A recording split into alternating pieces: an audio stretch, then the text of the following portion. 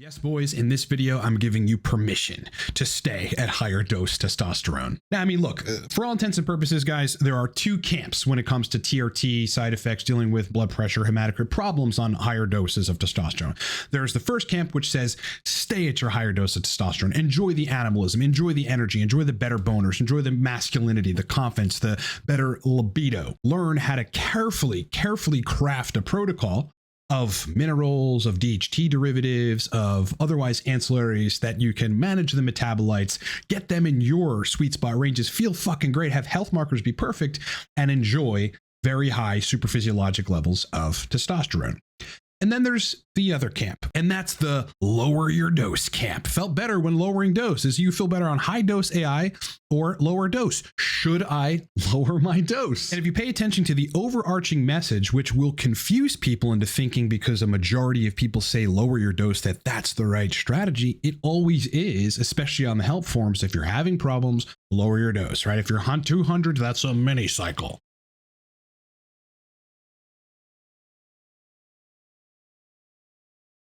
Never does anyone, I feel like I'm the contrarian, which I hate being. I don't even want to be a contrarian, but I've just seen it work better. Never does anyone say, raise your dose, get the right DHT derivative or the right dose of a lipid-friendly AI like aromasin into your strategy, or don't even mess with AIs, right? Bring in some minerals or some otherwise compounds like chrysin that we know have aromatase inhibition properties. Learn how to not starve select tissues of estrogen, but slowly lower the estrogen and get it in a great range to the point where you're not having massive fluctuations and you don't lose your libido or erections for a couple days because estrogen went like this. And in this video, I want to make the case that you don't always have to lower your dose. And the reason that people suggest that unanimously across the web is because people haven't wanted to do the work. Carefully dialing in strategies with all of the available tools that we have at our disposal to lower blood pressure, lower hematocrit, get estrogen in the sweet spot range, find that range, and then keep estrogen in that range. So the easy way out is just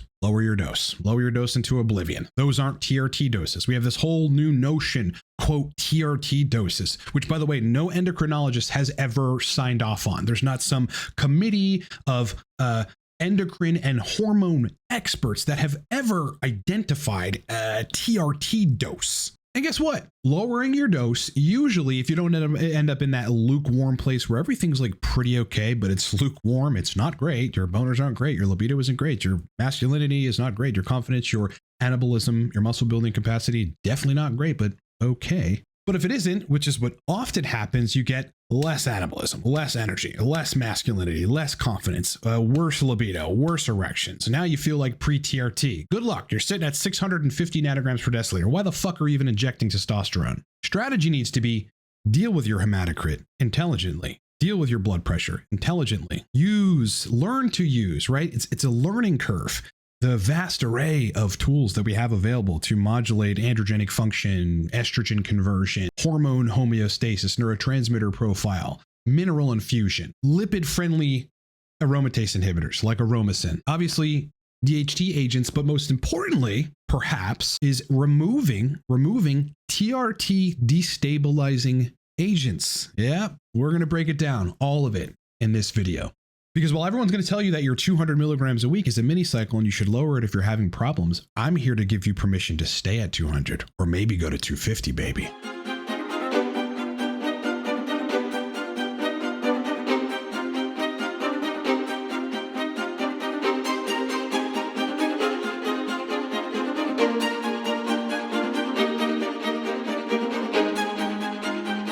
But before I start the video, I have a message from our dog friend that says, hey bros, just put all the treats in the bag. Nobody gets humped. All right, specials on product. Look, Cortex Labs is a performance optimization and hormone consulting company for men.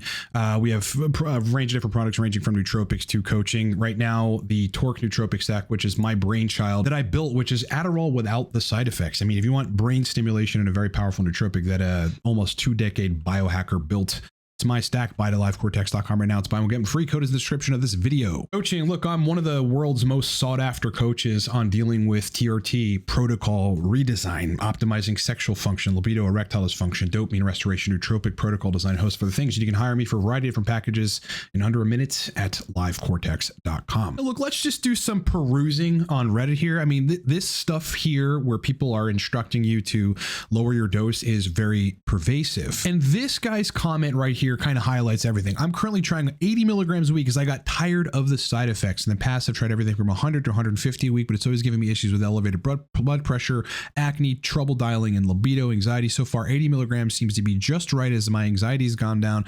I've lost some water weight. Sex drive is normal. Acne is slowly going away. I feel like maybe I've lost a little strength, perhaps. No, yes, you lost a lot of strength going down to 80 milligrams a week. Your estrogen is probably going to be super low. You're not going to be anabolic at all. You know, again, this guy's in a lukewarm place regarding libido, whether he says it's okay or not. Again, another case in point. Yup, started at 200 milligrams a week. Cookie cutter protocol. What's that? It's not a cookie cutter protocol. It's where the endocrinology societies and TRT doctors learning over time how much therapeutically you need in terms of testosterone to really get symptom relief. It's where they put you, right? Just to start. Maybe you need to go down to 150, 160, but you certainly don't need to be going down to 90 milligrams a week. But again, case in point, at 200, I was stronger and the gains were great. Yeah, because that's what happens when you have high levels of androgens in your body, but it came with a host of side effects. At 90, I'm not as strong in the gym, but I feel much healthier and better overall. Well, guess what?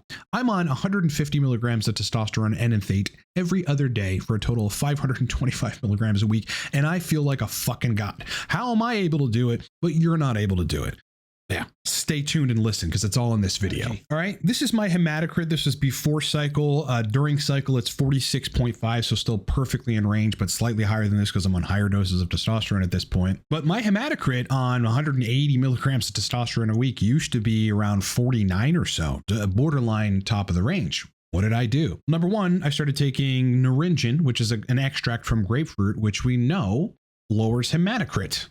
I started running 700 milligrams a day. I don't do it every day. I was running it for about 3 weeks straight, leading up to this reading. And I started running 2 miles a day. I've been a runner for 15 years of my adult life in total. I recently got back into running again. I think it was around May or June. And it's the best decision that I've ever made. Again, these numbers slightly changed. Hematocrit went up to 46.9, super reasonable. This is in the middle of a testosterone cycle, boys. My LDL actually went down because of some things I did, taking tocotrienols, doing cardio. All the other ratios are perfect. Prolactin is perfect. This is on cycle, guys. So regarding hematocrit, that's always controllable, okay? 300 to 700 milligrams naringin, you can lower your hematocrit. Add cardio on top of that, actual jogging, okay? Go jog for 2 miles. It's going to revitalize your life, revitalize your health in a variety of different ways, make you feel good, give your brain better function. You're only going to benefit from it. Secondly, though, the tools we have available, again, when you ascend to this other level of having a better TRT protocol, and I've always said this, like people that have the best protocols, they have more ancillaries, and usually they're running DHT derivatives. Okay, DHT derivatives offer an incredible alternative to taking like lipid destroying drugs and drugs that cause side effects like Arimidex, which like just some people, it doesn't jive with their body, man. But the moment they bring in a low dose of primobolan, I mean, I know guys running 10 milligrams a day, a total of 70 milligrams a week. It's just enough. They're microdosing it. They're not really getting a whole bunch of anabolism, although they're still getting some. But it manages estrogen, right? It controls it from going out of their range. Their erections stay hard. Their libido stays good. They stay strong in the gym. They feel good. And they're on 200 or 250 milligrams of testosterone a week. Provirin, listen, I've talked about this at length. Yes, it does lower estrogen. It also gives you better test utilization, right? You're going to see likely upregulated androgen receptors as evidenced by, you know, potentially more shedding in those cases. For some people, if your genes aren't straight and you're not doing things to stop hair loss, Provirin has an affinity, a pretty high affinity for the aromatase enzyme. Okay, so it stops it from converting a lot of your testosterone for brief periods because it's only got a 12-hour half-life, 24-hour active life in total, to estrogen. So like taking Provirin with TRT, well, you get shredded more easily, you lose fat more easily, like your mood is better, you're more confident, you have this stoic masculinity to you, and you usually have better erections, better libido, better climax sensation, better seminal vesicle function. All these things are necessary. Some of these things are the benefits of actual DHT, which you may not be getting enough of, or it might not be as bioavailable as you need it to be. Let's talk about lipid-friendly aromatase inhibitors. Listen, you don't have to take an AI and crush your estrogen or move your estrogen rapidly in a way which is going to destabilize hormone homeostasis. Very little doses, like 3 to 6.25 milligrams of aromasin once a week, once every 10 days, once every 14 days for some people, is enough to move the needle on estrogen where it's not substantially rising after their test injections and they wonder why their dick goes limp like day of injection, but then it's better toward the end of the week. Yeah, it's your estrogen is coming up. That's exactly why that happens. But aromasin is, in my opinion, is it easier to dial in? Not necessarily, because Arimidex is 2-3 day half-life and then estrogen starts coming back and you can dial it in a little quicker. But aromasin is ultimately a lot more lipid friendly. It's much more, it's not foreign to your body, and it tends to balance out the estrogen in a way which doesn't fluctuate it all that much, which is where you tend to have problems with libido, when it drops too low too fast, or it drops not necessarily too low but too fast. Let's talk about TRT destabilizing agents, and there are a lot of them. Number one, if you're a busy person and at the end of a busy day, because you don't want to cook a meal because you're tired or whatever, you seek or opt to get some sort of processed, faster made food. That's what they call it, fast food. Food that is made very, very quickly. It's already pre-made. It's already just kind of pre-done. It's super, super ultra processed food, but it tastes good. And you do that 3 days a week. 3 days a week of ultra processed, faster made food is hurting your physiology. That shit is contributing to the rise in your blood pressure, right? More so than testosterone is, believe me. The smoking, smoking cigarettes, a lot of us on TRT being healthy and trying to optimize our health, like we don't do that, but no, some people actually do. I've had clients that smoke cigarettes. That's why their hematocrit was high. Once we got the cigarettes out of their regimen, the hematocrit went back to a normal range and they could ride off into the sunset with higher doses of testosterone. Alcohol. Guys, there are studies on this. If you're not up on it, look, alcohol consumption was significantly associated with higher hematocrit. TRT destabilizing agents. Listen, learn to cook your own food. Okay, find other strategies, like maybe some caffeine, fine, take some yerba mate, take some intelligently dosed nootropics like the Torque Stack. Like, run compounds that make you feel awesome and function awesome so that you are confident, you are relaxed, you are cool. You don't need alcohol in social situations, man. I haven't drank in large part in 3 years, dude. And I'm a fucking beast socially, around women, around business people and business meeting context. Yeah, just super confident. I've learned to live without it. And it's awesome. It's better. I don't feel shitty for 48 hours. And it's not fucking with my lipids, my blood pressure, and my hematocrit on high doses of testosterone. Let's talk about minerals. Zinc, okay? A little bit of zinc picolinate is your best friend on TRT for managing estrogen. You got to be a little careful with the dose. You take it up to 40, 50 milligrams a day, and you run the potential risk of inhibiting 5-alpha reductase, which is going to lower your DHT conversion, which is not necessarily a good thing and probably is going to be a bad thing for your erections. But 15 to 30 milligrams daily with TRT, no AI. Okay, you're going to find that your estrogen is less bothersome, that your erections work better, that your libido is better, that you got more pre-ejaculate, that the entirety of the ejaculation system is better. Yeah, look, there's no shortage of people lowering their estrogen with zinc or just using zinc as their estrogen control. It does work. You just have to find the dose that works for you. But importantly, let me just step back and say, I've been on both sides of the spectrum and I have lots of clients. This is not about my N=1. Okay. Make no mistake. I just wanted to bring my bloods in to sort of show people as an example of what you could do and still keep your hematocrit and blood pressure and all this stuff in range. But clients of mine, dude, every one of them that are having problems, can't dial in, have gone to these low dose protocols, and then they're in this lukewarm place where things are acceptable. They're passable, but they're fucking weak at the gym. They're not confident. They don't look strong. They don't look anabolic.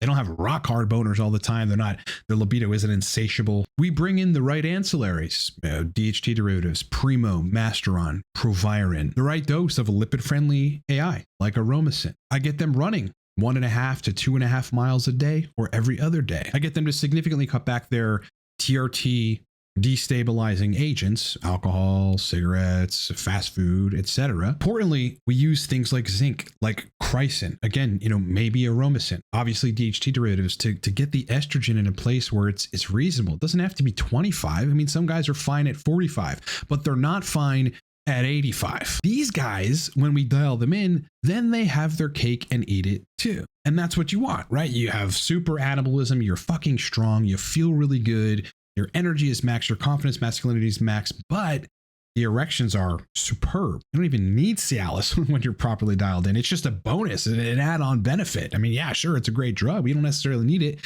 when you're dialed in. Libido, crazy on higher doses of testosterone. Everything that everybody always wanted TRT for, the true testosterone experience, when estrogen is right, and all these blood markers are right, people just feel way better. And guess what? They feel better then. They feel better at 220, 250, 200 a week, 300 a week. They feel better than their 90 milligram a week, where they were lukewarm and things were like okay and there weren't really side effects, but they were weak and less confident and looked smaller and had okay erections and okay libido. It's just, it wasn't bad. So they were like, okay, I'll stay here. I'll accept this. I'll settle. It is going to take more work. It is going to take more strategy, more thought put into it, right? More intelligent, diligent effort on your side. More compounds. You're going to have to bring in DHT derivatives, right? Use the right AI, work over maybe months to find the right dose, using minerals like zinc, using other aromatase inhibitors like chrysin, dramatically overhauling the stuff you put into your body. People go, oh no, I can't drink my booze. Sure, fine, do it, but stay dialed out on TRT forever, or live in the purgatory of having to be at 676 nanograms per deciliter, while some people have learned through disciplining their diet to sit at 2,000 nanograms per deciliter, and they fucking feel and function way better than you. Bottom line is, boys, I'm not going to be the guy that tells you when you're having problems on testosterone to lower your dose. I'm not going to be that guy. I'm going to be the guy that gives you permission to have your cake and eat it too, to enjoy high doses of testosterone, to get your health in order so that your body can tolerate higher levels of testosterone, so that you feel, function, and operate awesomely. Yeah, look, it can be done. Higher dose testosterone, right, with the right health management, the right estrogen management, it all can be done. And in the sea of people where the overwhelming sentiment is to lower your dose into oblivion, I'm here to say you don't have to do that. Keep the higher dose, okay? Maybe take 6 months. Take the extra time to learn how to tolerate higher doses of testosterone. And I promise you, life is going to be better. All right, guys, this is what I do for a living. I mean, this is what I do for my passion work, is TRT protocol design. If you're having problems on TRT, I've got a TRT specific consult. It's a call with me, and then a document that I generate, which designs your protocol moving forward, including sources for all the tools that you might need. That alone is worth it. Book me in under a minute at livecortex.com. If you need to work with me for a longer period because you got serious sexual dysfunction, serious libido issues that need ongoing work, I've got packages for that too. If you've got the budget, that's where we make the most impact and get the most work done. 2,500 happy people, not even updated for the last 6 months or so, but it's more than that. And look, we changed a guy's life. So hire me in under a minute if you need to. livecortex.com. Let's get it done, or also down in the description of this video. Lastly, I built a nootropic stack, right? I'm just giving you guys zingers here. That improves brain performance pretty instantly. I mean, 20 minutes, your brain's turned on and you feel like a beast. It's called Torque. It is my brainchild. It's Adderall without the side effects. And right now it's buy one, get one free for a short time longer. Code for that is torquebogo. The code and the link is also down in the description of this video. Go get a bottle. You're going to love it. All right, brother, put the treats in the bag and nobody gets humped. Sub to the channel, hit the like button. It makes a huge difference. It's been an absolute pleasure being with you on this Monday. More content coming this week. Live stream coming this weekend and every weekend, Saturday, 9 a.m. Eastern time. Be there or be square. Listen, boys, I love you. Happy Monday, and I'll talk to you in the next one.